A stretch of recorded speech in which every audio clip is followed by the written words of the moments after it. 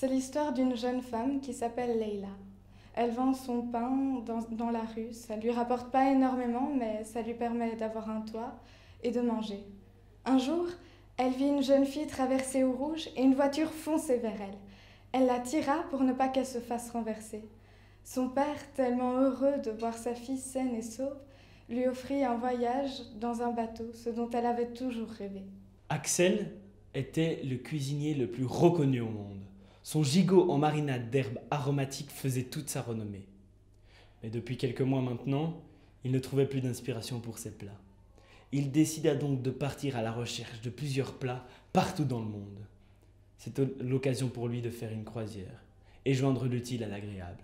Le jour de l'embarquement, Leila vit qu'une jeune femme avait du mal à embarquer. Elle s'interposa donc entre les employés et elle. Qu'est-ce qui se passe ici ? Axel, voyant la tenue portée par Leila, comprit qu'elle n'était pas de la même classe sociale. « Ne t'occupe pas de ce qui ne te regarde pas, et retourne donc avec les pauvres, » répondit Axel. Leila, ne voulant pas empirer les choses, s'éloigna et laissa la jeune femme se débrouiller seule. L'heure du dîner étant arrivée, Leila prit son plateau et chercha une table où s'asseoir. Malheureusement, toutes les tables étaient prises par la classe supérieure. Elle se mit donc à une table seule. Axel, étant arrivé en retard à cause de son problème d'embarquement, ne trouva aucune place, à part celle à côté de Leila. Mal à l'aise, il demanda pardon à Leila avant de s'asseoir. Elle accepta sans hésitation.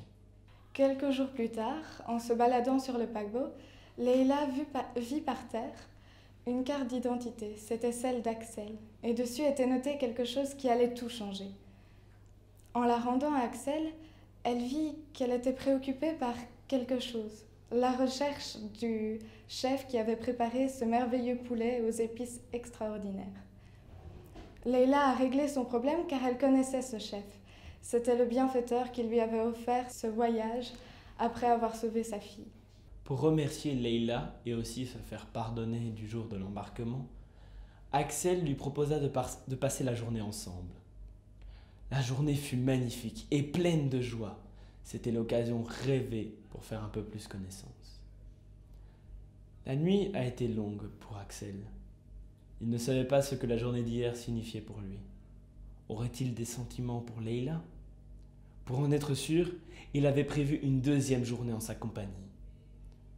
Après cette deuxième journée tout aussi magique, il voulut l'inviter au restaurant et lui faire goûter les plats de la classe supérieure. Leila se fit éjecter du restaurant car elle n'était pas de la même classe. Elle proposa donc à Axel d'aller dans un restaurant où il y avait des gens de la classe inférieure. Axel, ne voulant pas manger avec des malpropres, une dispute éclata entre les deux jeunes femmes. Cela faisait 3 jours qu'ils ne s'étaient pas parlé.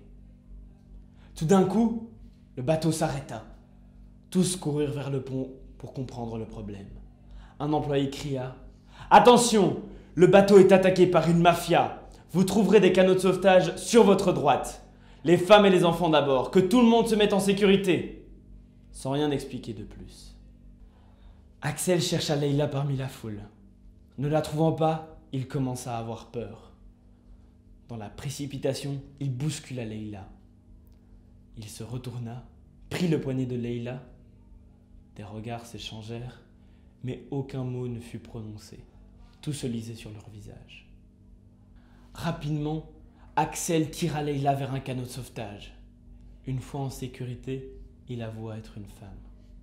Leila le savait, mais pourquoi se faire passer pour un homme ? C'est plus facile en étant un homme de gravir les échelons de n'importe quelle société. Ça te dérange que je sois une femme ? Non, et toi, ça te dérange que je sois pauvre ? Je t'aime comme tu es.